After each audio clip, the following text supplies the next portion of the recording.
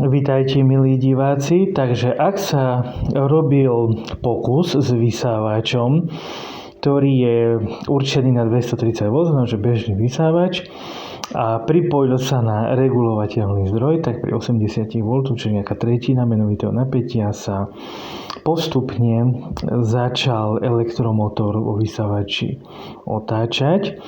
A ak sa napätie zvyšovalo smerom 230 V, tak postupne vždy išiel vysávač na väčšie a väčšie otáčky. No a pri 230 V nabral plné otáčky.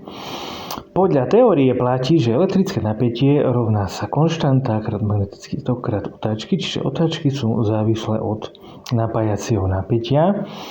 Φ je budenie, čiže priamo úmerné elektrickému prúdu, a C je konštanta. Čiže otáčky elektromotorov závisia od napätia a samozrejme, že to platí aj pre vysávače alebo aj pre mixery a podobne.